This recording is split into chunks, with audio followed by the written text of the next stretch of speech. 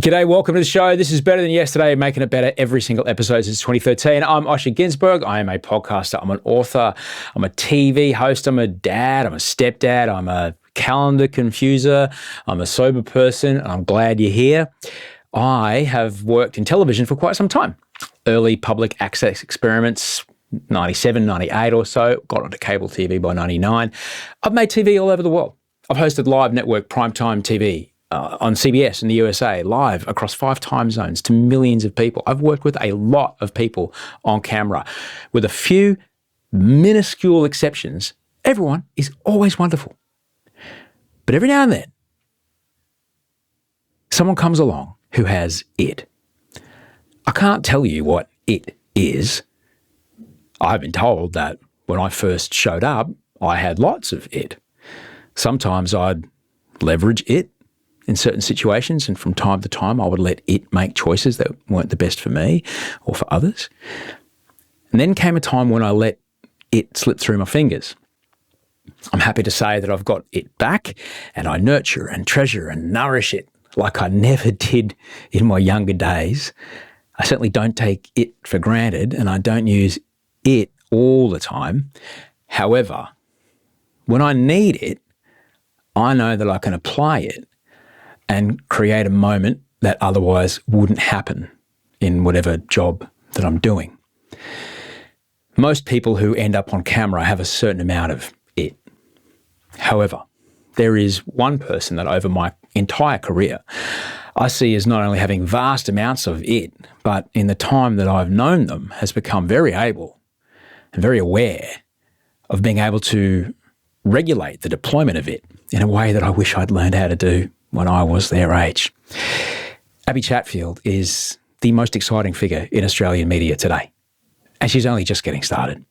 A finance degree graduate who arrived on reality TV fresh from a career in corporate real estate. Abbie absolutely exploded onto our screens in Matt Agnew's season of The Bachelor Australia. However, it was what she did next that changed everything. Earnestly, honestly, openly, she began to navigate public life with a power and a cadence which took many people by surprise. Creating her podcast, It's a Lot, pulled back the catapult that has set Abbie on a course for stratospheric heights. I've since had the chance to work with Abbie on a number of projects, most notably The Masked Singer, and I've never, in my entire career, met someone like her. She treats every gig as a learning opportunity, sees self-improvement and mastery as daily goals, and knows when she's right. But she also knows to ask for help when she needs it. She knows her worth, she knows her value, and she's not afraid to take the lead on monetising that value, either through her podcast, her national tours, or creating a line of sex toys, which have seen phenomenal success. Abbie Chatfield is an open book. So in this conversation, you are going to hear some very vivid and very graphic descriptions of mental ill health, of suicidal ideation, suicidality, suicide attempts. You'll hear how she was not only let down by the health system, but also how that very nearly ended her life. If you do need to chat to someone, don't be a silly person. Take it seriously. Call Lifeline on 13 11 14 or get in touch with your doctor wherever you are. But I left it all in because it's important to talk about.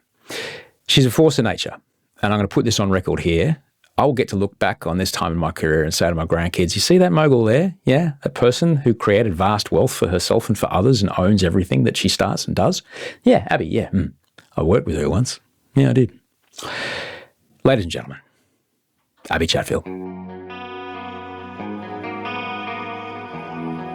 So people often ask, what happens to all the cheese platters on The Bachelor? And right now, you are proving exactly why. She's eating and talking. It's not a good idea, is it? And while you can have, sometimes video content of people putting things in their mouth is good. Sometimes, not great on batch.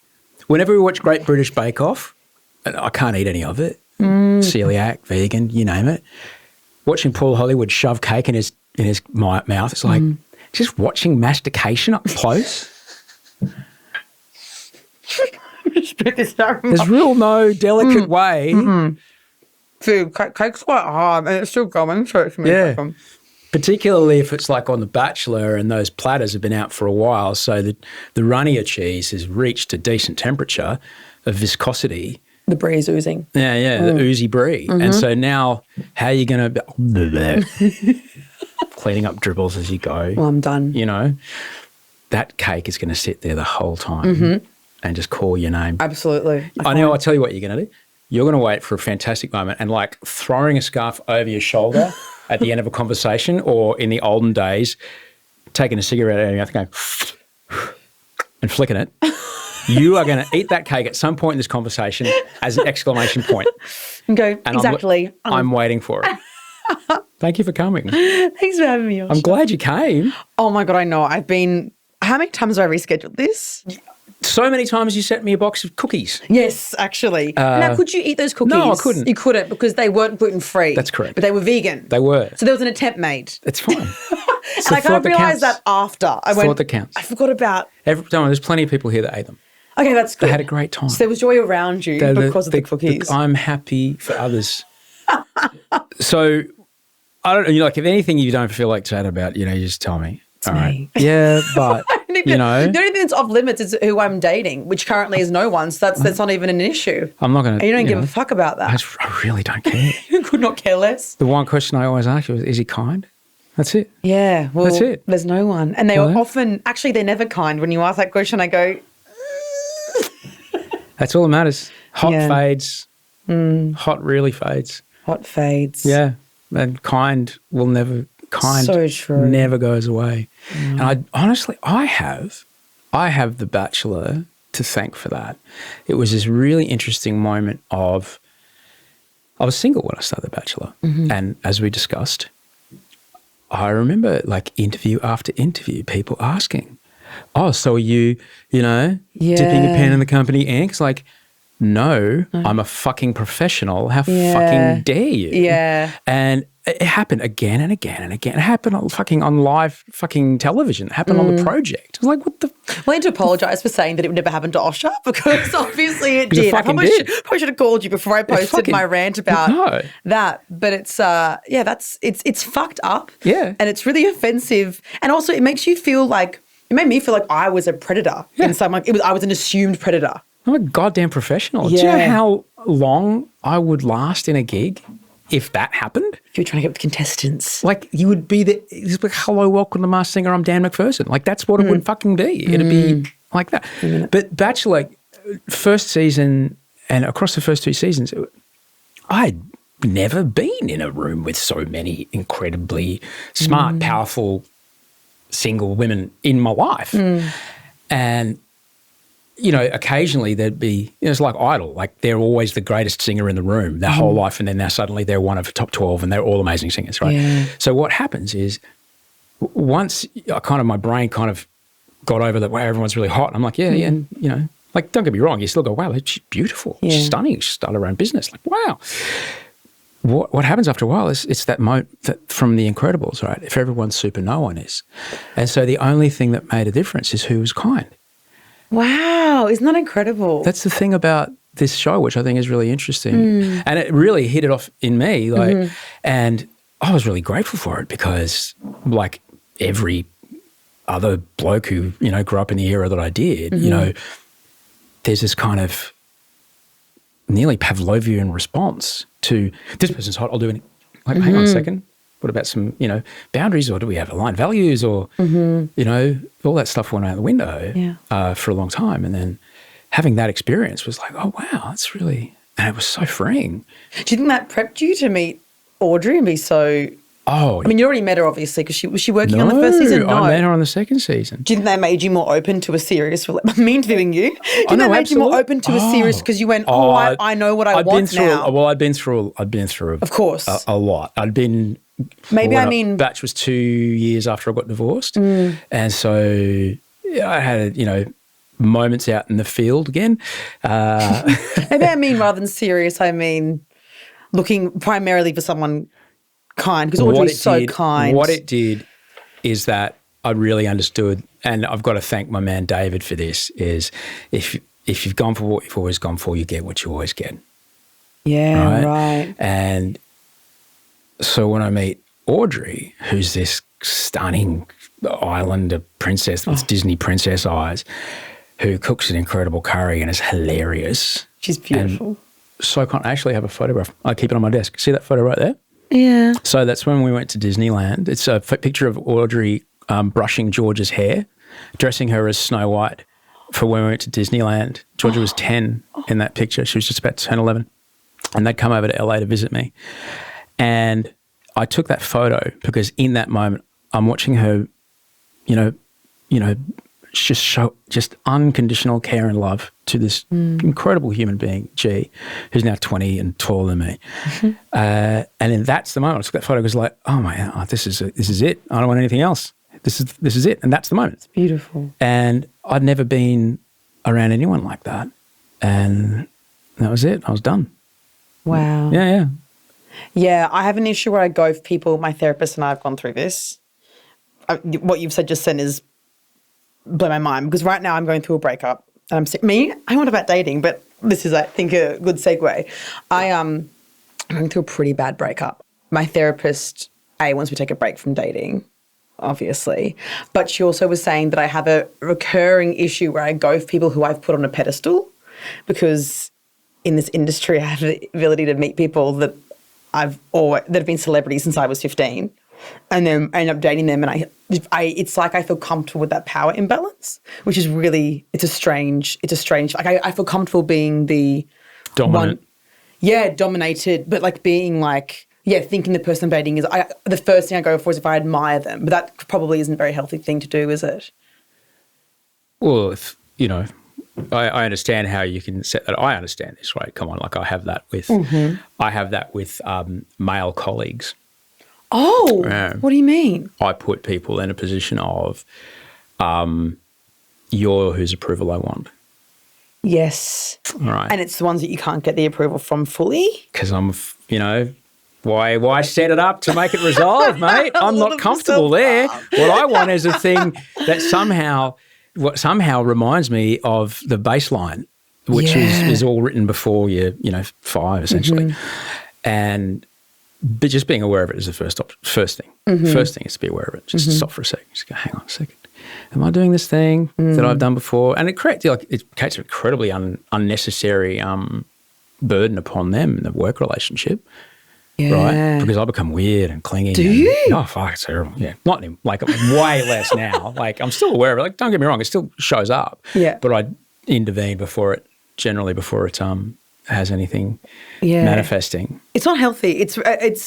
It's caused me a lot of anxiety and a lot of pain. I actually said to someone recently who we stopped being friends because he got a girlfriend and we were, casually sleeping together for 3 years when we were in the same city kind of thing. And then he got a girlfriend and he's like, I want to be friends. I was like, you've haunted me for 3 years. Like, you haunt me. Like, this pedestal thing that, has created, also the way we were treating each other was kind of reinforcing that. But, of course, it will if I'm allowing myself to have no boundaries with someone who's on a pedestal. So I'm trying to release myself from that, from being haunted. I'm trying to have a seance that person. Let me tell you something that, the first trainer I ever worked with who really, really, really helped me transform my body. Bit of a backstory. When I got the job in America on CBS doing live primetime network hosting was fucking amazing, right? I got the gig and we shot 2 audition episodes or whatever at the start, and then there was a 3-month break, and then we're going live. Which is how it normally is with these things. As we did the Los Angeles leg of the auditions, I was sent to this stylist, Jessica Pasta. She's dressed the Pussycat Dolls, right? Amazing. So has, and she's putting me on all these things, and then she put me in this cardigan. I said, oh, Jessica, I think I might be a bit too lumpy for this. And she goes, oh, don't worry, sweetie, we'll get you a girdle. And I stood there looking in the mirror going, this in the middle, like all these bangles on her hand, accenting the flamboyance. Yes. Yeah. Oh, don't worry, honey, we'll get you a girdle. And I was like, there's no fucking way. I've got a fucking green card. I've got my shit. Look, it's the greatest job any Australian person. I've no fucking way I'm doing this in a girdle. So I contacted this trainer. She's amazing, German, had the shit. Okay. And I lost like 14 kilos in 12 weeks. It was, wild. Whoa. Yeah, I worked really fucking hard to do it. And it was great. It looked amazing. But she would say to me in this kind of weird American German accent, never forget, you are the prize. Wow. She must have heard the way I was speaking about my, relationships in the past or the relationships I was in. She's going, you're the prize. Don't forget that. Yeah. You're the prize. I was talking to my friend the other day at the beach about someone I've got a crush on, because I've always got a crush. At least I've got a crush. I'm not seeing someone, but I've always got a crush. And I was like, oh, I don't know, like he's just very like, I'm like, he's who he is, and he's very busy doing all these things, and I feel like he must be embarrassed to be. My thing is, people are embarrassed to be seen with me. That's my whole thing. Is people must be embarrassed to be seen with me because they're real musicians, or they're real actors, or they're real whatever. So they must be so embarrassed to be seen with me. My friend was like, you realise that you're, regardless of who you are in media, you're actually really funny and smart and hot, and he probably is as excited about you as you are about him. And it was like my brain just, snapped. It was like I dissociated. I'd never heard someone say that to me before. And it was a very strange thing. My friends hype me up a lot, but never in a way of like, you realise that like from their perspective, you also are very exciting to be around, which was hard to swallow. So I'm looking forward to therapy to go through that, because I think it's very, my self-worth's pretty low at the moment, to be honest. Your friend's not wrong. Okay? Your friend's not wrong.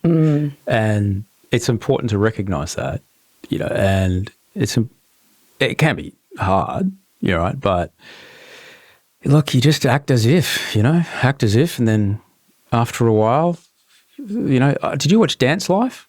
No. I watched it with G. Some of the kids who were MIBs on Masked Singer were on it. It's the story of a dance school nearby. And of Britney Spears' dance captain, she works for Square Division, who do all the things, right? Yeah. So you see her on the floor, Yasmin. She's amazing. And she's going down the line going, what do you want to be? What do you want to be? What do you want to be? And this one kid just like, and after the show, whatever audition, when she drags the kid aside, she goes, what did you actually want to tell me? Because you froze. She goes, I wanted to tell you professional dancer, but I didn't feel that I had the right to say it. She goes, I tell you what, you start calling yourself a professional dancer. You do all the things that a professional dancer does. So start calling yourself a professional dancer. When you go on auditions, people ask you, what do you do? I'm a professional dancer. People start treating you like a professional dancer. You start getting gigs and start being in that space of a professional dancer. Guess what? You're a fucking professional dancer. So it starts with the self-labeling. It starts with how you see yourself, and you just act as if. One trick I would use is like, if say, for example, I want to go to the gym 5 days a week. It's like, I don't feel like doing this. I'm the kind of guy who goes to the gym 5 days a week. Yeah. And then before you know it, where are you getting up tomorrow? Oh, no, he's the kind of guy that goes to the gym 5 days a week. So you just start tricking yourself into it. It doesn't take long. It takes like 2 weeks. But how do you do that with dating, Osher? I'm the kind of woman who dates kind people. Dates kind. I recognise that, I'm the kind of woman who understands my worth. I'm trying to get out of my cool girl era. I'm trying to vocalise my needs more. What's the cool girl era? So how can you not be? How can you be a cool? Does cool girl mean you have shit boundaries? Yes, cool girl is like, if someone bails on you, you go, that's all good. Don't worry about it. Oh, fuck that's that. Fine. Yeah, fuck that. Fuck that. That's what I always do. That's what I always have done my whole life until 4 days ago. Well, how did I treat you when you rescheduled this 67 times? My response is, well, of course. 2 words, of course. Yes. Of course, because she's very busy doing she's got priorities, she's got the gigs. I understand, this can wait. It's not going away. Yeah. Your career's not leaving. We've got time. It's fine. Yes. Of course. But when I get let down, I'm internally upset to the point where actually I've had, at the start of last year, I had a guy that I was dating a couple of years before, and someone else I had a crush on, and then someone who I'd been sleeping with casually for 3 years. All three of them within the space, all of it was done right, but I'd seen them again in various contexts with alcohol involved. And all three of them had told me that they liked me the whole time, that I was sleeping with them or whatever, but I was completely emotionally unavailable, and that's why they said, you just didn't care about me. You didn't give a fuck. Meanwhile, I'm crying. I'm panicking before seeing them, flying around the fucking country to see them, like literally like crying to my friends, like going to events because I go, oh, maybe they'll be there, like doing all this. But because I was so cool girl, it actually made them feel like I was a bitch. So that's why I'm trying to be more upfront with how I feel and my boundaries. Just write it down. Just write down the patterns. I think that's a good start. Okay, thank you. As you write down the patterns, once you've written it down, you're able to go, oh, I see. That, and someone needs a fucking very fucking decent inventory of their mobile phone contact list. Oh, okay. You got to fucking start deleting some things, mate. You got to start deleting some shit. And if a number comes up with no name on it, you're like, that's there. Yeah. Because I have deleted. I'm not even going to ask who you are. It's either the ATO or it's someone that I've dated before. Both of which don't need to answer. Yeah, nah. It's my gov check. Fucking my gov. Just fucking an important message has come into your inbox. Like, have you ever checked your inbox? Yeah, and it's like, I never have. We're just updating you about your Medicare levy. Just so you know that your eldest is this, and because she's turning 20. Da da da da. Like, oh, okay, because I thought the rating hellfire of an audit was coming my way. Yeah, I think that I'm in trouble every time, so I ignore it. Or I say to my assistant, can you look at that for me? Oh, that also helps. Yeah. Wonderfully. I'm glad we're talking about relationships. Oh, yeah. Because this actually, today, this show comes out on Valentine's Day. Oh, happy Valentine. I wonder if I'm going to be crying. Probably not. I don't really give a fuck about Valentine's Day. Romance. What are you and Audrey going to do? Oh, fuck, I don't know. Probably what most people with little kids do. Eat cassava cake and watch Cassava cake, I generally try to make something, at least there's routine you can't fuck with, right? Mm-hmm. Around bedtimes and things like that. Mm-hmm. And as Wolf's getting bigger, he's starting to be a real pork chop at night time, and really, because we come out of the womb being able to manipulate. All right, I guarantee you that. All right, we know what it is that we need to do to get health, to get care, to get warmth, to get love, to get protection. We know everything we need to do, know the sounds we need to make since before we're verbal. And so right now he's really enjoying puppeteering two giant adults when he knows his bedtime was 2 hours ago. Mm-hmm. Oh, Dad, the fan's making noise. Fan's made noise every night for the last 200 nights. Hadn't bothered you then, buddy, but tonight? All right then. So, yeah, so it's a bit, so I don't know. I don't know about Valentine's Day. I try to I'm going to sound like a fuckwit saying this, but I fail miserably, but I would like to think I try to make as many days as possible Valentine's Day. Oh, that's beautiful, Osha. But in my head, that's what I'm thinking I am. And Audrey, if you went upstairs to ask her, she'd be like, fuck him. He's like, maybe after. Been with him for 10 years, maybe 4 times. All right? I'll confirm with Audrey. So what I think I do versus what I actually do, probably two very separate things. Yeah. There's a lot of pressure. It's like getting flowers and getting flowers for a wedding. Like you can go to dinner on Tuesday and it'll cost you $80 each. You go to dinner the next day. Oh, this is the couple's fixed price menu, $506. Like what? Yeah, it's insane. Yeah, well, I'm glad I've never had a Valentine's Day with someone, so that's good. Get fucked. You know that I can't remember. Never. Well, I had an on and off boyfriend for like 6 years before Bachelor, and we're still kind of doing bullshit. So it's been 10 years now almost, where he would break up with me before every he was very avoidant. So he'd break up with me before every important thing. So like my birthday, never were together. His birthday, never were together. Whoa. Valentine's Day, never were together. Christmas, never were together. So I never had anything nice in that respect. So yeah. But for that reason, I don't give a fuck about it because I've suppressed the emotions so deeply that it's I just try and ignore it. Say, for example, let's just invent them. What's a person, say this time next year, what does your Valentine's Day look like? God, what do I want to do? Honestly, probably just with someone kind because Osha told me to and because I'm the type of person that has kind partners. I don't know. I just think I'd just like someone to come over and have dinner and sit with the dogs and watch Real Housewives and not talk during it. Let me just watch it. I don't know. I think I just want someone to be around. My last relationship was the most intimate and comfortable relationship that I've ever had. And it had its issues. But in that respect, it was the first man that I genuinely enjoyed spending time with. that I was dating. What if I were to tell you that every relationship has issues? It's a marathon, not a sprint, and sometimes if we get called out on something, we can either go, hang on, what is it? What is this person talking about? Is this the thing that I can do without? Or it's had, if it's attacking our self-identity, we're like, well, fine, fuck, we're just not compatible, rather than face the thing. And then you go through that again and again and again and again. Totally. But my issue is actually the opposite, is that I stay around for too long. So my issue is that I let things get worse and worse and worse and worse and worse. And then I go, oh, actually, I'm going to try. And then I try and leave. Hence the on and off for 10 years. Oh, man. Do you know what I mean? So it's like. You guys on and off for 10 years. I think the most on and off I did, I think, was 2.5. Yeah. My whole 20s taken. And I'm starting to try now to take more accountability for what. Because I use language like taken or like he did this to me, but actually like I allowed, not to victim blame myself in like what I would call an emotionally abusive relationship with the 10 years on and off.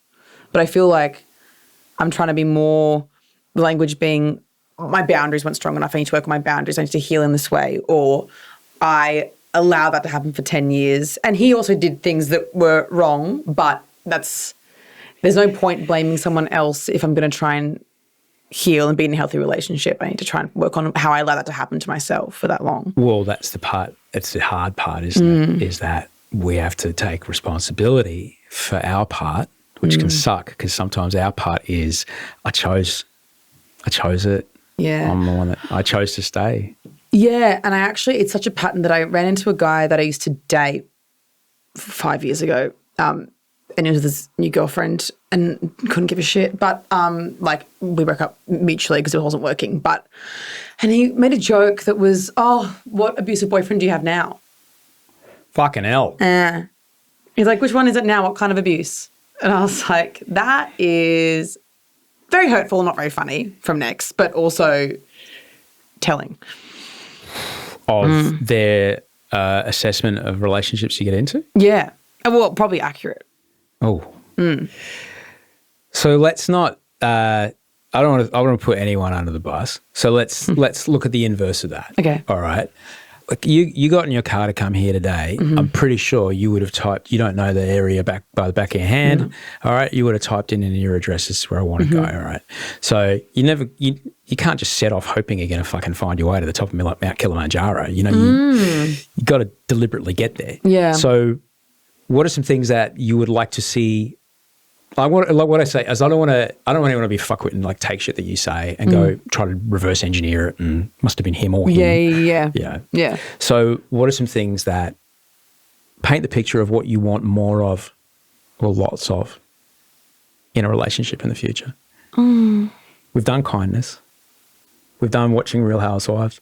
I'm going to add on just read a Wikipedia page so you don't have to ask Abbie, who's that every time? Yep. Knowing what the Logies is. Dated a guy last year and I said, I'm presenting at the Logies. And he said, what's the Logies? And I said, blocked. I said, I'm not going to explain what the Logies are. Oh, man. Bless him. He was, also they haven't all been assholes, just to be clear. There's just a few big ones that have been bad, particularly the 10-year on and off one, obviously. I don't know. It's actually a really hard question for me to answer because I used to really, I might cry, but tears get ticks. I used to always be really proud of myself for still being able to get into relationships and still love people fully after how other people had treated me and after my childhood and all that. But like the start of this year, for the first time ever, I just don't think that I even have it in me to even comprehend being happy with someone. Really? Wow. Or like someone being nice to me. Oh, darling. You do? Sorry, no, that's okay. Probably not. Like, I think I'm just kind of like, oh, well, there's no point trying anymore. So I just there's not even like a comprehension. But I used to be really proud that I was like, look, I can go to therapy and I can get through it and I can still have capacity to trust people. But I'm just suddenly just like so like not in working order to even comprehend that. So I wouldn't even know where to start with a list of things. Well, that's fine then. But just trust me that it is possible. It's not like you're a very special person, but you're not that special that you're the only woman in the world who cannot find this, okay? Well, fucking everyone eventually figures it out, all right? Do they though? If they want to. if they realize that there's a peace in their life by transcending the shit that happened to them when they were younger and having a long, hard look at themselves and a long, hard look at their part, and that part includes who they choose, and that part includes, ways that automatically framing things that they might not realize is happening. It's work. It's work, but it's worth it, Yeah. It is a lot of work. I think I'm just going through I've hit rock bottom and I'm trying to go through the healing part of it. I'm going to call this. I'm going to call it. I wish I had a piece of cassava cake to put an exclamation point on it. You can have some of mine. Well, I'm trying to guess how old you are. You're 29? Mm-hmm. Yeah. 28 and a half, babe, but 29. All right. I will be marrying you by your 33rd birthday. 33, you reckon? Before the age of 33, you will have spent enough time with yourself and with someone, and you would have gone, oh, man, this is fucking it. Yeah. And you'll call me up and say, hey, remember that podcast where you said you were going to marry me? I said, yeah. And we can play it at the... Yeah. Well, I don't care a fuck about that, but you get there. You get there because, unfortunately, people only tend to change when the pain of staying the same becomes more frightening than change. Yeah, and that's what's happened. I'm so sick of doing this to myself. It's just exhausting and boring, and why am I putting myself through this over and over again? Like, the main thing is I'm fucking, this is so boring. Dating these men over and over again that are just not good for me. And I think the issue is what's happened is I've now had a bad relationship in every way you possibly can have a bad relationship. Oh boy, that's a lot. I think. So you've collected the whole set? Whole set, which is really exciting. Yeah. But you can put it up on Gumtree? Yeah, so now I'm like, even with this new crush, Osha, I'm like, I'm actually frightened from every angle about if for some reason which we probably won't, but for some reason it ends up going well. So even that, I'm like, there's no point even thinking about it going well. But if it goes well, I think at any moment you could turn around and do something really fucked up to me, like from any angle. Well, I certainly don't think you're alone in that experience, and that's a lot of self-awareness. That's a lot of understanding within yourself. Like, this is that thing that might not belong in this relationship. I dated someone really lovely last year, but didn't work out for whatever reason. But I was trying to be more aware because I was having these really big, because he was so nice that I was having these really big reactions to things that in the scheme of how I've been treated before was so small. Like one time he was 40 minutes late to get me from the airport. I was sobbing, which I've had people ignore me for 5 days and tell me they're going to go and kill themselves and then come back and go, what are you talking about? I didn't say that. Like, so I've had and that's like one of the many things, You've gotten STDs from boyfriends. That's a poor form. Yeah. So then that was when I was 20. But it was actually good that I had the 40 minutes because I was so upset that he was going to be 40 minutes late. And I knew that it was irrational. Like I was sitting there and I was like, I know this isn't rational to be this upset because he was teaching kids something and it was school holidays. And I was like, I know I'm not angry. Like I was like, but I'm feeling so upset and I'm sobbing at the airport and I don't know why. And then I eventually was able to do some somatic work and figure out where that upset was in my body. And by the time the 40 minutes was up and he was at the airport, I was still crying, but I was able to explain to him, I was like, look, that actually upset me. And it's because my ex would always ignore me and forget. Also, my dad left when I was born, so having all these abandonment issues as well and these instability on men. I feel like you're now showing to me that you are the same as every other man I've ever dated. So that proves to me that I should just probably get back on a plane back to Sydney rather than being in Melbourne. And all this conversation.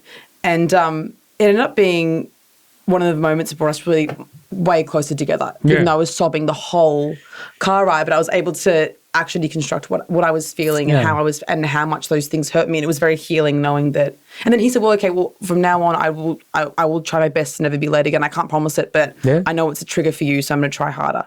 And he's never late again until I dumped him. But but it was really valuable that you had you were able to name it and you can investigate it. And feelings aren't facts. They can be really powerful. They can be very convincing. Yeah. And the way our brains work, which is so unfair, we feel the thing, then we look around for a reason that exists. Yes. And it must be that. Because that's what's in front of me. Yeah. It might even be that. So good on you for having the self-awareness. Not a lot of people would have done that, but that's ultimately where it starts. But I think, all right, you'll get there. We'll be fine. You'll get there. You'll get there. Fucking hell. You'll get there. Oh, God. You'll get there. So, but it does lead to, there was probably a time when you didn't use the word semantic. Yes. True. There was probably a time when you didn't know what that word was, or anyone that talked to you about any kind of, breath work or body work, you might have gone, what the fuck do I want that for? Mm-hmm. At what point did you start to understand that, oh, hang on, the things that, either make me really good at this job or make me the interesting person to be around, they also can create situations that may not serve me or put me in, my headspace. I might not be able to handle stressful situations as well as others people. I might aggravate in stressful situations needlessly. At what point did you start to realize you might need a little bit of extra, something else was going on? Well, in terms of therapy? Well, as far as your head goes. Well, I had a really hard time mentally out of school. I had like a big family thing going on. And I started dating this guy who was telling me he's going to kill himself and then going away for 5 days and then coming back and then all this other stuff in Brisbane before I was on The Bachelor. And I had a moment where I got really drunk in the valley, where dreams are made of. Osha knows. The place of myth and legends. No, but I was in the valley on Oktoberfest and I'd gone to my GP the week before because I really wanted a mental health plan. So I had a 9 to 5 and I couldn't afford to do therapy and full-time union, full-time work. So I was like, I just need a mental health plan to get some sort of discount. And the GP refused to give me a mental health plan and gave me Valium instead. Oh, boy. Which I was 20. Why did they do that? It was an older man from Ireland, and I don't know if he was just very traditional or what, but I was begging, I was crying, begging. Very fucking old school. That's very old school. And because it was bulk billing, because I couldn't afford to go to a GP that I could choose. Yeah. So then I'd taken an afternoon off work to go to the GP that was bulk billing, and I couldn't, I was there and I was like, well, a GP won't give this to me. I was 20 years old. And this is before, I feel like TikTok's done a lot of good in terms of mental health and advocacy, medical trauma even. But in 2015, which is such a short time ago, but it feels like a whole different world in terms of knowledge and understanding of mental health. So I was just like, okay, cool, I'll have the Valium. And then I took the Valium that weekend and then I drank more than usual because I don't really drink. I don't really drink. I'm not a huge drinker, never have been. Welcome to the Beer and Benzo Fest. So I'm the benzodiazepine and perfect pilsners combined. Oh my God, can you imagine? 20 years old, first time having Valium. Jesus. I had a flask of vodka, which is a lot for me now even, but like on Valium. And I didn't understand, he didn't explain to me the combination of alcohol and Valium. He didn't explain any of that. That's very, very dangerous. Very dangerous. Very dangerous. Well, what ended up happening was I walked to the Story Bridge to jump off. I was at the Flying Cock. In the valley, and just randomly something switched and I just left. And I remember I walked up to my shoes off, to my heels off, and was walking up to the bridge. And then I saw the Lifeline number and I thought, in my drunken Valium, I said, better do this. So then I called Lifeline, and also because there was the grates above the bridge where you can't jump. So I was like, oh, it's going to be a hassle in a skirt. And then I was kind of standing there trying to figure it out. And then I was like, oh, maybe I'll just call Lifeline and see if I can help myself here. Then an ambulance came, went to hospital, and it was history. So from that, then the next week I went to a different GP who was lovely to get a mental health plan. And that was, it was a big wake-up call. But at that GP appointment, which was wonderful, so the weekend before went to the bridge with the intent to jump off Lifeline, the Lifeline sign, I guess saved my life, but also those grates, which... I don't know. Before this, I would always go, who's actually calling Lifeline when they're at the bridge? Like, if you're there, you're doing it. But, which is very dark, obviously. But I thank God for those Lifeline signs. It's having been in that situation myself, it's the last thing you want to do.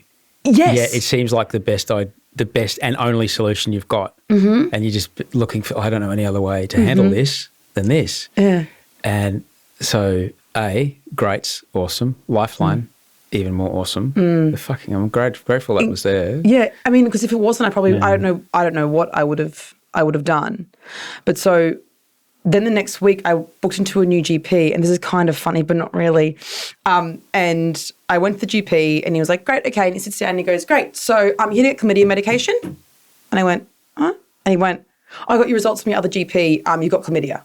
And I was like, I was like, "No, I actually went to the Story Bridge on the weekend and went to the psych ward. So I actually just wanted a mental health plan, but I guess I'll also take the antibiotics for the chlamydia." And he went, oh. But he was lovely and angelic. But the timing of all this shit happening. So that was kind of when I started actually, But tech took a few years to find a psychologist that I thought was good enough. She was great. But then going on The Bachelor, obviously having the trolling after The Bachelor was horrendous. That's when I kind of was like, okay, now I need to seriously take this seriously, because this is fucking terrifying. Like mum during The Bachelor, when I was getting trolled, told me years later that she would go in my room and check that I was breathing at night to make sure I hadn't killed myself, because I was living with mum because I couldn't deal with living by myself. Yeah, fair. And mum would come in and check on me every night. She told me only a couple of years ago. So then after that, I tried to actually go through therapy, and I had moments where you know what it's like, you get the right medication, you get the right therapist, and you think you're fixed.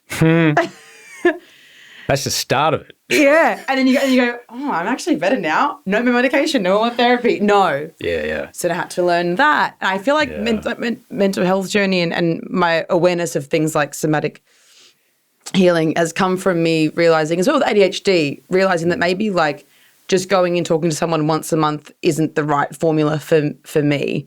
So I would, look up different kinds of therapy. I did like a somatic healing course online, like a Zoom course in COVID, because I wanted to try and just do something. And now I want to do EMDR, like get into EMDR. Oh, yeah, I've done that. I did that when I was about 19, 20. It's extraordinary. That's what everyone says. Because I feel like my issue is that in this job, in the podcast especially, I spend all this time talking to people that are much smarter than I am in mental health, and I learn so much, and I have a way of avoiding my emotions by intellectualizing what's actually quote unquote wrong with me. So I know that I have a disorganized attachment style, that my childhood trauma can do this, and like I was saying before about the plan, I can recognize that this is why this is happening. But I get to the point where I go, okay, I've got like the answer to why. So why aren't I better? I know exactly why I do all the things that I do. Yeah. So that's when things like somatic healing and doing schema therapy and now hopefully MDR have come into it. But it's been like a journey to not just... You just got to keep trying. I mean? You got to keep trying for the thing that works. Different things. I want to try breath work. I'm like... Oh, that's great. Yeah. I'm just trying to... And exercising every day is Super also important. helping. It's like, it's not... I feel like the way that mental health is sold to people is like, get into therapy and you'll be fixed. Get into therapy and get into Lexa Pro and you'll be fine. And you need to do so much. It's like daily work. It's not like you graduate therapy and then you're good forever. You generally work with a therapist, in my experience. I work with a therapist to get around a particular thing or past a particular issue. And when I reach a sense of equilibrium, like, I think we did what we came here to do. So I think we did too. All right, then chuff off. And then now you're able to handle more and do more. You're able to, your life becomes a little bigger and there's a little more stress. And then now you're in a situation where like suddenly this fucking trapdoor opens up with, oh my God. Yeah. Whoa, that's success. I don't know what to do with it. Yes. Where the fuck did that come from? Yeah. I thought everything was cool now. Why do I keep missing? Why am I sabotaging everything? And then, I've got a bit more work to do. And then you get, but it's a daily thing. Like you don't accidentally keep a six-pack abs, right? No. You've got to watch really hard what you eat and you've got to train all the time to keep that physique. Similarly, you don't accidentally have good mental health. You actually have to work at it and make it a part of your day to maintain it. But particularly in this industry, I think.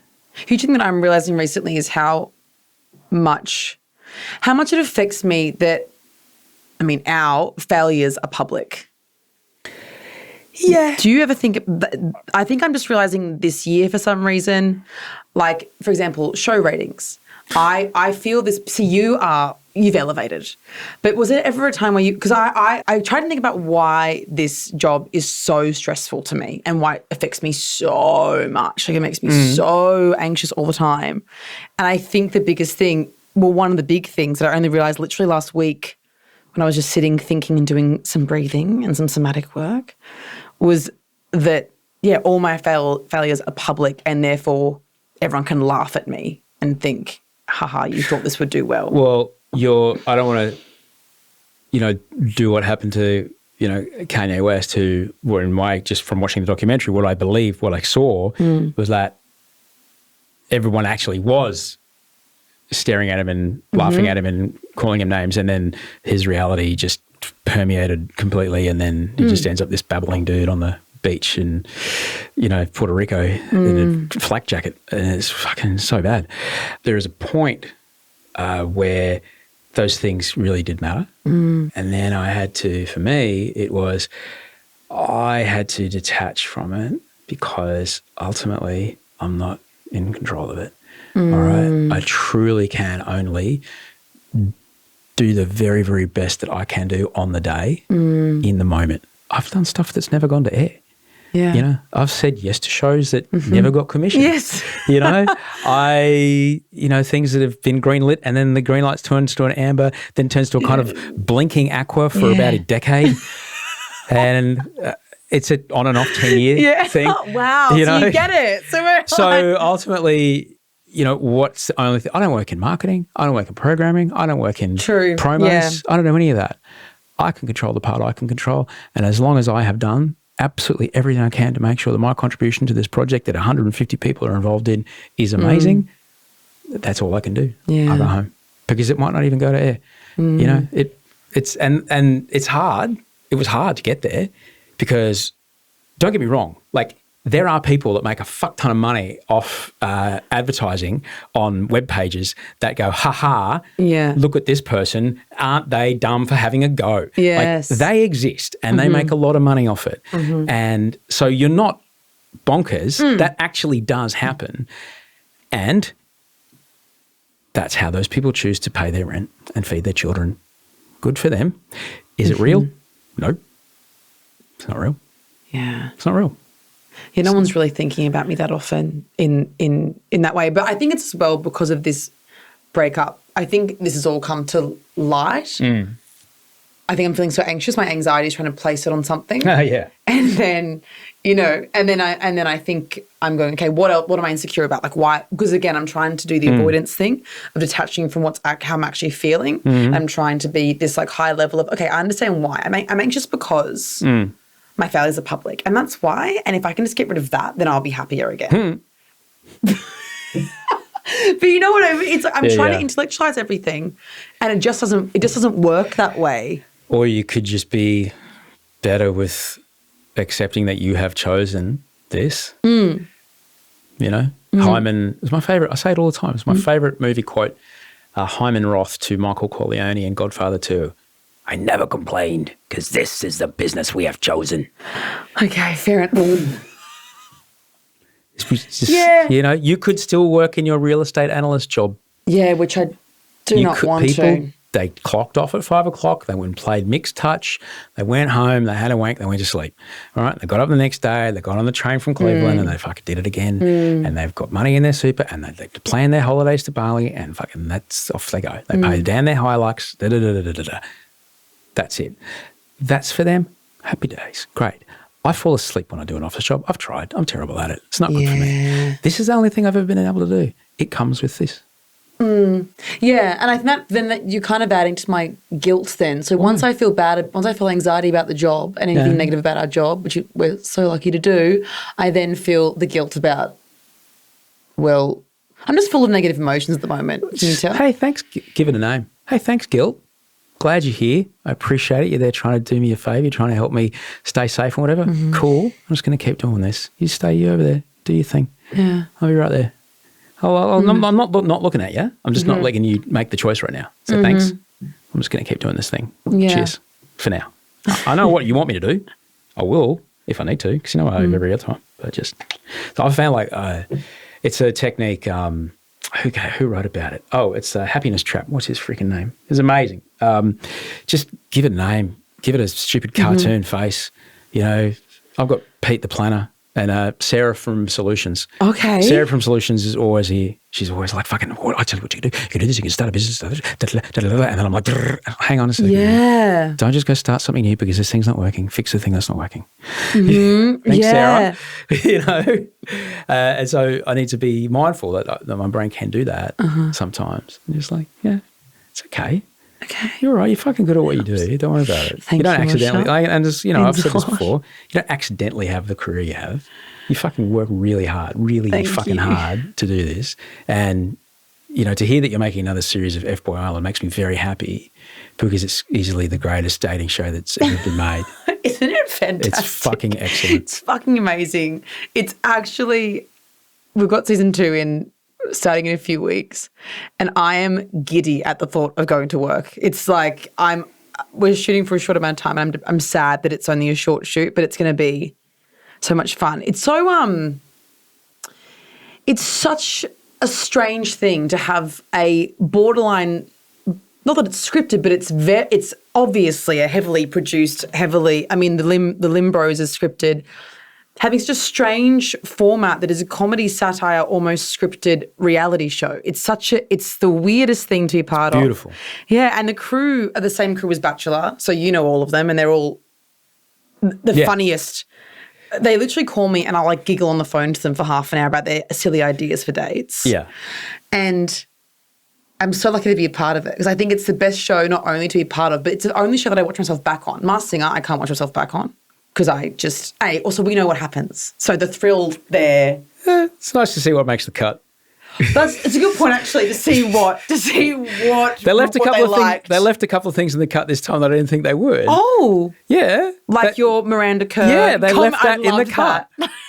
They left it in the cut and they left it in the timing that it played out as well. Oh, really? Yeah, it played out very similar timing to how it actually happened. That was great for Moshe. It was beautiful. I think about that probably once a week. I go, God, that was good for Moshe. It was good from you because you took it in the way it was intended. It was so good. I wasn't trying to got you or anything. But it was too good to not jump at from you. It was so amazing. She come from a place of love. It was come from beautiful. a place of calm, man. Yeah.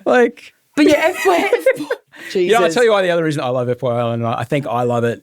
There's maybe, 20 people in the world who get to love it the way that I love it, maybe less, because I know you, I know a number of the people who work on it as camera operators and audio operators, and I also know the creative editorial team behind it, and I know I can see on screen, it's like, Dean.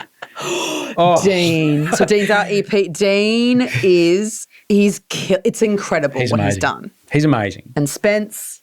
They're just fucking artists. I don't think people quite get how incredibly difficult it is to be able to make a show like that come out the way it is. You don't just put hot people in a villa and start filming. Yeah. It's really difficult to make it become what it is. I think reality gets shat on a lot in media, right? Like if as a reality dater, everyone goes, oh, fuck, it's the lowest form of television.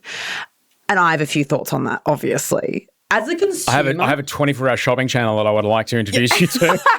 Though bear in mind, I would fucking host a shit over a 24-hour shopping channel and I'd fucking nail it. You'd revive it. You'd bring it back. It's all I'd watch all day. Everyone would love it. Nail it. But I feel like with reality, it's shut on for a few days. As a consumer, I think it's really valuable in the way that, like Real Housewives, for example, and Maths and Bachelor, I think it's quite sexist to say that it's bullshit because I think a lot of women are the main participants and the main drama for the show often, except for in Bachelorette. But I also think that it's incredible to figure out who your friends are and if their values align with you. So if you're both watching The Bachelor and something happens, like the dog cunt saga, for example. Beautiful. Beautiful television. I'm sure everyone would have been very excited. Chef's kiss. Maybe. It's fantastic. Such a moment. Jesus fucking Christ. I mean, I want to say wrong move from me, but probably the right move. But so like with that, for example, watching at home, if you're seeing that, you can have a discussion with your friends, even the next day saying, would you have dobbed? Like, would you have told someone that someone was calling you a dog cunt? Like, and I think it creates all these conversations, like in Real Housewives. One of the housewives, Erica, her husband was scamming people. Basically, he took money from orphans and widows that died in a plane crash. Look, if you're going to take money, that's the group you want to take them from. If you're going to aim for the stars, reach for the moon, head for the stars. Yeah, and that's it through Tom whatever Girardi. the fuck it is, I don't know. But so he was convicted, and there was the whole season was conversations around whether she is liable for his actions as what? Well, she also had been benefiting with money and been living a lifestyle, and it's a conversation around like, if you're married to someone, are you as bad of a person as that person? Is she an idiot for having no idea about the finances, or is she manipulative and a villain because she did know? Like, those are the two options, and it was a whole conversation around like as well, like women taking on their husbands' actions, whereas men don't really have the same thing with it. Like, there's always conversations that can be had just from quote-unquote stupid drama. So I think that the consumer reality is amazing. I also think to be able to make a reality show is incredibly difficult. From casting, to cast the right people, you could have, if you had like 20 me's in a room, it would make no fucking sense. Like, you have to have not just people who are interesting, but also people that are able to like have that personality projected onto them and will react in a certain way. You have to almost kind of like curate like a petri dish of people to create. For every person that is you that gets cast, there needs one person to your side who makes you your you, more you, and then needs another person that side who will bring out something that you never show. Yes. And it may be either vulnerability, it might be upset, who knows, but there has to be another person in there who will get you to do a thing you otherwise, push you outside of the version of you that is the public version of you. And it is all for the purpose of the final result, and that is to, fast track the discovery that needs to go on for a lasting relationship to take place in quite a short amount of time. Yeah, well, even that element on dating show, this is the thing, it isn't, Bachelor especially, isn't just about drama. There's also the element of having to try and curate relationships together, like matchmaking someone. And I just think the reality gets shut on way too much, because I think that it's actually, obviously I haven't done drama and actors are amazing and but it's incredibly difficult to create a good reality show. Like last year with F-Boy Island, with Vernon, one of the main villains, exes coming back, that was orchestrated the day before. The producers to be able to do that are genuinely incredible geniuses. They have an understanding of how people work. They can get people to do things, and not even in like an evil way. They can convince someone that they're going to be safe. They have to create a safe environment. I had to go and speak to her before she came on set, which was obviously fine to do, but there are so many elements to go into it. Every single person on the crew is so talented, and I just think the reality is really underappreciated. That's only you will agree with. As someone who's been on both sides of it now, what would you say? And bear in mind that I was at the very genesis of this happening on reality shows. What do you think is the biggest misconception about how much support is there for contestants? Well, I remember you had asked about this because I feel like you in interviews get accused almost of not giving the contestants enough support. I don't think there is any more support that I could have gotten on the show in my season. So on Bachelor, we had a therapist that would talk to us whenever we wanted, but like I think we had regular check-ins like every couple of days or something that we had to do, or we got the option. They reminded us like, do you want to talk to the therapist? By memory. Bachelor in Paradise, we had a therapist plus a wellness coach at that point, and that was the first time they had the wellness coach. And afterwards, I can still call the therapist whenever I want if I really need to. So I essentially have free therapy. Shove your mental health plan, motherfucker. Yeah, sucked in. I got a 1-800 number for life. So I think that the support, even on set, I mean, Dean, on set, the girls have been talking about my abortion. I had an abortion. And this is my opinion. They'd taken me telling them that and then decided that I didn't want to have kids, and then told Matt that I didn't want to have kids. That was like a whole storyline. You might have missed it. But it was like, Abbie doesn't want kids. She doesn't want to settle down. She's too young. She's too silly. And they kept telling Matt this. And then Matt asked me about the kids thing, and I'd had the abortion like 9 months before or something. Like, it was very recent. and Dean, who was the EP of F-Boy Island, people think producers are these evil, like demons, and they're really not. I remember I was crying on the floor of the bedroom and I said, can I please just talk to Matt off camera? And he let me, no problems. I told him I was mic'd up still. It was never used. It was never used as a plotline because they knew how emotionally awful that would be for me. So even on set, I was very supported, even though I didn't have many friends. I had Wendy, the minder. I had all the crew. I still work with Wendy. She's delightful. She's amazing. She's like, I love her. Like, we ended up having New Year's together that year, and she works in F-Boy Island. And I'm still friends with so many of the crew. My minders, I still have at my birthday lunches. So I feel like people think that you're kind of thrown to the wolves, which you are in a way, but there is no more support possible unless everyone is guaranteed a good edit. And if everyone is guaranteed a good edit, then no one's going to watch the fucking show. So what's the point?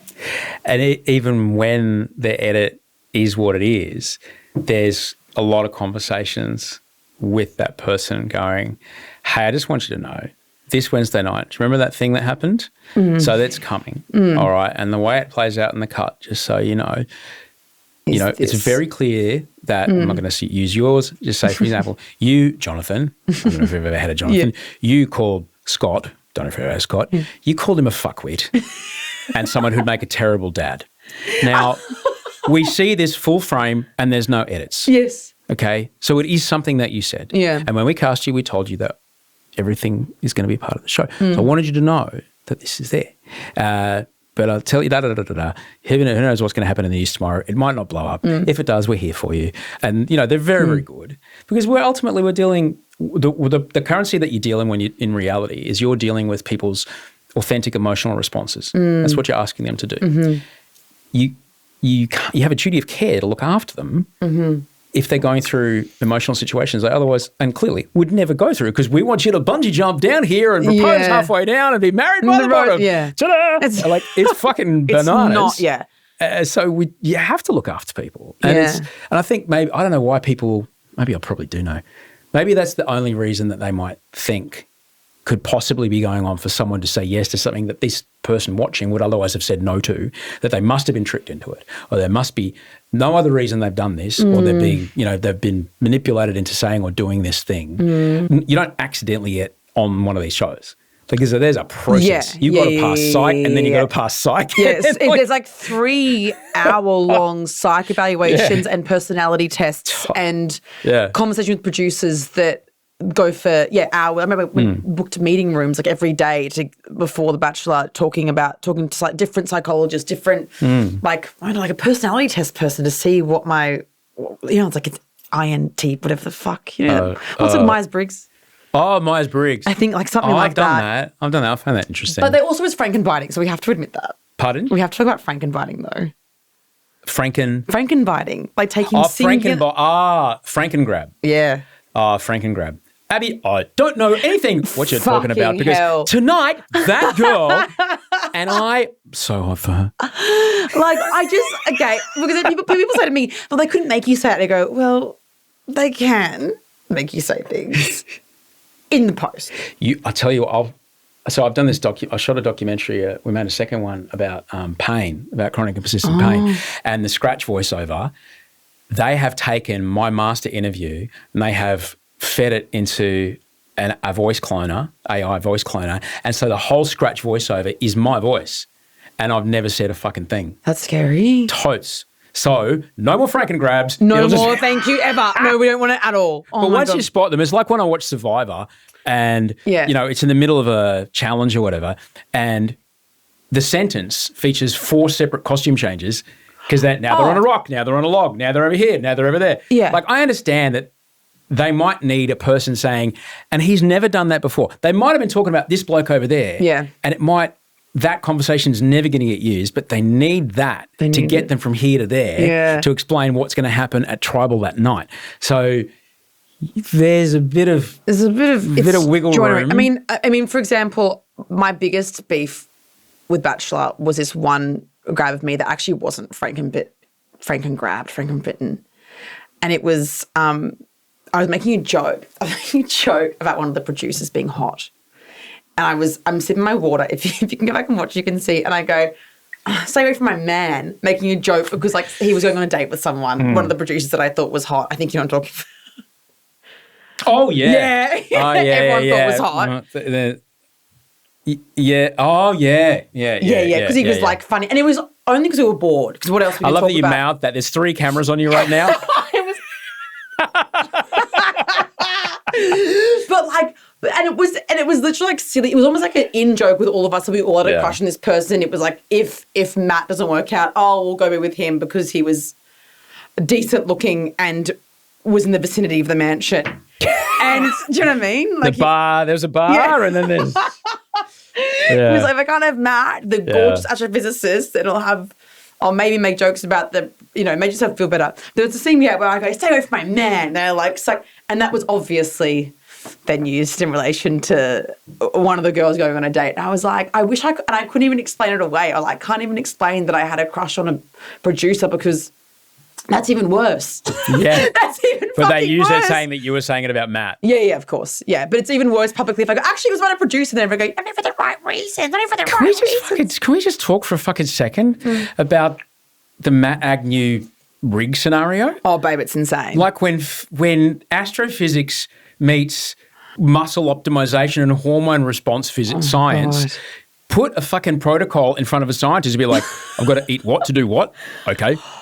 That's what it is. That's what it is. Totally. Of course. I never thought of it that way. Because he's a fucking scientist. Yeah, he knows exactly the formula to get it done. He goes, yeah, of course, it's science. Here, if I have these calories and this time under tension and this load and this recovery time, and then he says, well, of course, what's going to happen is all of it. And then next thing you know, like, I'm just fucking all long-haired and just slabs of meat where his peck should be. Like in the ocean in Perth all the time. He's always in water. Yeah, because he can legitimately get away with showing his V channels. Yes. I was going to use another word. Yes, V, yes. And I look at him like, I love you. He's amazing. God, he's great. He's fucking rad as shit. I like him. Well, I guess what people don't quite get about the gig that you do, more so with you, because you have come along at a time when you are a brand that is in control of creating revenue streams based upon that brand way more than I am. And that's okay. It's how it is. There's a professionalism, there's a talent, there's understanding the gig you're there to do. And there's also there's an entrepreneurial edge to what it is that this job is now. Yeah. And if there's one thing I'm really, stoked for you is that you really do your best to identify and test, is this going to work? Is this going to work? And put your money where your mouth is. Commit to it. It might not work. That's fine. But you got to test it. You got to launch it. You got to see if it's going to work. You're going to see which product's going to hit. And yes, no. You've had some colossal successes. You've had some things that didn't work out. That's fine. Yep. We all have. You can't be short of, things to work on. Is there a decision-making kind of matrix? Is there a filter that you put things through? If I will try and start something myself, or if I'll say yes to a job? Creating as far as not broadcast, creating doing a product. Something physical. Yeah. I feel like Verbose, the clothing brand, my sister was designing it. So I kind of with that, I think that's why it also didn't quite work with my schedule, was because it was my sister's passion. And then I was so busy. What I've discovered is my passion is actually media and hosting and podcasting and producing and, maybe writing in the future. So I think with that, it was kind of like, okay, it wasn't a very well thought through plan, except for I have money to start this, my sister can do this, I have business partners, and off we go, and that's fine.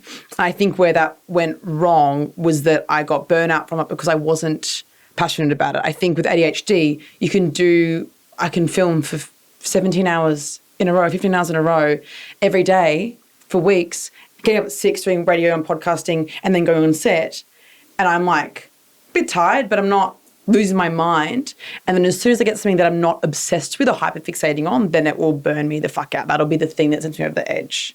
So what I did with that was not take that into account, and therefore the burnout happened really easily, really quickly. It was making money. I could have kept going. We were selling out everything, but I just needed to stop. So what my I guess I didn't have a process in the past, and now my process is more like, if everything else went away, could I do this by itself? Do I care enough about this thing by itself? And I think when it comes down to it, all I really care about is doing what I already do. So now I would need to put all my energy into what I'm already doing. Yeah. And maybe that's more podcasting, but that would be, I guess, I have a few podcast ideas. I loved your 24 ideas for 20, because honestly, my notes app is, I was like, this is literally my brain. Just ideas that I go, that'd be great. Never going to do it, but but that would be great. Tell me, I've never started a business with, anybody in my family. I work with my brother a little bit, but how did that play out? Because I know plenty of people listening would be in business with, siblings. I mean, it was, my sister and I have always gotten along, but the issue was that it was a lot of pressure to be not supporting her because she was working, but like to be like, when I was like, we can't do this anymore, it was a lot of like, I felt really guilty for letting her down because she'd moved to Sydney to do it from, her visa ended in London. She came back to Australia, and when she was between Sydney and Melbourne, I was like, move to Sydney, you can work for this thing that I'm starting. But did you figure it out? Like, was Christmas okay? Oh, we're so fine. Okay. Yeah. That's like, the kind of we didn't even have a fight. Okay. Like, literally, she was like, oh, Abbie. And I go, our fights are literally this. Abbie. And I go, so. And that's kind of, we don't fight. That's what I was kind of. Yeah, no. That sort of thing, people don't talk for 20 years. Yeah, if it goes by. My family is very, like, your family's fighting about wills and stuff? Like Sometimes, doing weird shit like that. Like, my family's just so not, like we just so, because my grandma was an orphan, so I think that maybe we're just instilled in us to never fight with your family for anything stupid. You know what I mean? Yeah, so I think that it was like, we obviously have fights because... Yeah, we're human. But it's mainly political, to be honest. It's mainly like political differences. It's not really... and then we go, anyway, like we screaming at Christmas and then be like, anyway, that's where I got my political interests from. Actually, Mum and I had a fight over Christmas. Not even a fight. It was like, it's like a debate. It's an aggressive debate that is with your mum. So you can say, shut the fuck up, Yeah. And after we'd said sorry and love you, that was silly to have a huge fight about. I kind of was thinking, and I was like, this is why I'm so good at debating. It's I've been sharpening my skills since I was 4 years old about how to get what I want, about how to properly have an argument that is going to get through to a baby boomer about different political issues. But so, my family don't really fight about those things. But the butt plug, that's what I'm passionate about.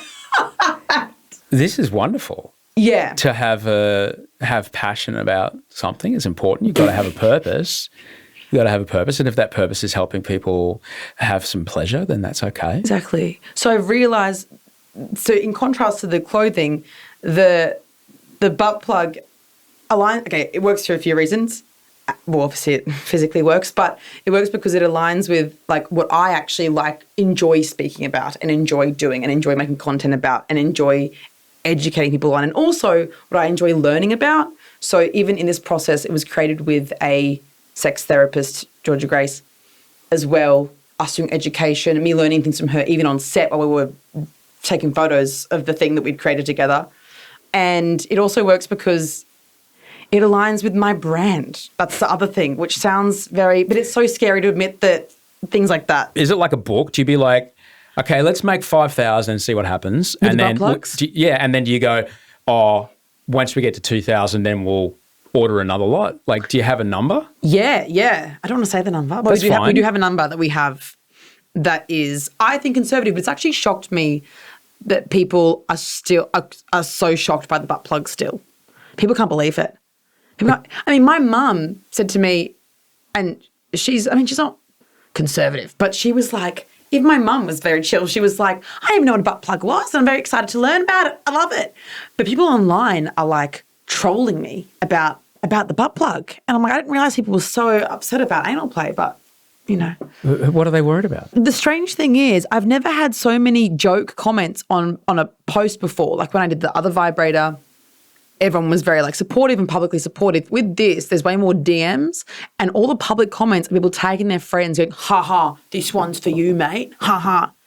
And blokes? Yeah, blokes. Tagging, or girls tagging their boyfriends going, ha ha ha, imagine if I brought this home. And it's a really interesting thing that I've noticed, it's crazy because I've had a sex toy before, obviously, which did well, and there was nothing like this. And people aren't really angry. It's like they're just like they think it's banter. They think that it's like a bit from me, which is even more mind blowing and harder for me to even respond to because I go, "Are you guys all right?" That you're putting out a product as a gag. Almost, yeah. Or they think that like people literally were like when I first did it, resharing it to their stories, going, "Is this a joke?" Thinking that it was a joke. I'm going, I'm sorry that you haven't ever experienced this. It's sad for all of you. I feel sad. Could you imagine, like, there's moving in together. Mm-hmm. There's sharing the Netflix password, phone passcode. Oh. What would it tell you if a man says to you, no one's ever done that to me before? Like, it's a beautiful gift. Yeah, I had someone it's a beautiful recently gift. say, can we do this with your new butt plug? And I said, maybe. I'll think about it. I don't really like you enough anymore. But it was a nice compliment. It's a beautiful gift. Yeah. It's a beautiful wonderful. gift. But yeah. It's a beautiful gift. Give the gift. Give the gift of exploration. We love it. Let's just see what your body does. That's fine. It might bring you closer together. I think it will in more ways than one, to be honest. I think it's a beautiful thing. I think people the taboo around it is really, it's blown my mind. We expect a taboo, but I didn't think people would be so fearful because it's taboo on both ways. Women have been like doing butt stuff has been like almost a punchline of like, for his birthday or for Christmas, we'll do butt stuff. You know what I mean? Where it's like they're feeling pressure and it's almost like a joke. And I've said in interviews, I feel like butt stuff now is where female masturbation was 5 years ago. 5? I reckon when I did the other vibrator. Oh, right. Do you know what I mean? I think there's like people will talk about it like with their closest friends over dinner. People are easing in, right. for lack of a better term. Right. They've lubed up and they're trying it out, but they're not quite in yet. You know what I mean? And I'm hoping to get people in. Just take a couple of breaths, be with the discomfort moment before you realise it. You'll actually find that, this is actually okay. Yeah. And you'll notice, you might even just notice that even if it's not for you, that's fine. You're happy that other people are enjoying it. Oh, that's so true. And that's also true. a good analogy for my love life, dating someone kind. Yeah. I'll see how I go and ease in. It's not like Wow, that's life it's advice. not like you're not literally forcing people to put this device inside their bodies. No, this God, is a no. voluntary purchase that people can or cannot choose to do. Up to you. And if people don't want to purchase it, then boy oh boy, a lot of that startup money is going to get written off. Yeah. All right, and somewhere there's going to be a warehouse clearance sale.